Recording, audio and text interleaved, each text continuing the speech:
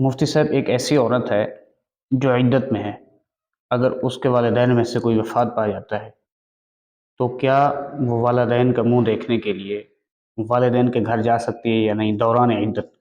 ایسی عورت جس کا خاوند فوت ہو گیا ہو یا اس کو خاوند نے طلاق دے دی ہو،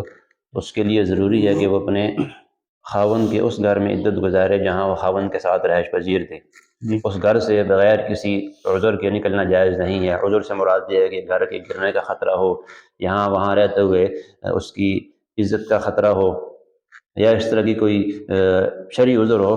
اس کی وجہ سے تو باہر جا سکتی ہے۔ اور کسی کے انتقال پر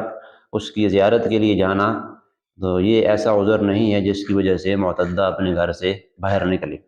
یہاں پر ایک بات یہ بھی ذہن نشین کرنی چاہیے، اگر عدت گزارنے والی عورت کے والدین میں سے کوئی فوت ہو گیا، ماں باپ، تو پہلا طریقہ یہ ہے کہ ماں یا باپ جو بھی فوت ہوا ہے اس کی میت کو اس کے پاس لے آئیں۔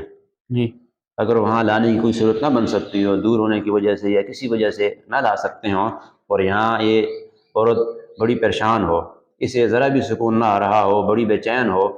اور جی تکلیف میں ہو، تو اس تکلیف اور بے چینی کو دور کرنے کے لیے اس کی گنجائش نکل سکتی ہے کہ یہ معتدہ اپنے والدین میں سے جو فوت ہو گیا ہے ان کے پاس زیارت کے لیے چلی جائے، لیکن یہ دن میں جائے اور تھوڑی دیر کے وہاں رک کے اور فوراً واپس آ جائے، رات اپنے خاوند کے گھر آ کر گزارے۔ لیکن اگر اس طرح کوئی واقعہ پیش آ گیا ہے تو از خود فیصلہ کرنے کے بجائے جو ماہر مفتیان کرام ہیں، علماء حضرات ہیں، ان سے رابطہ کرنا چاہیے۔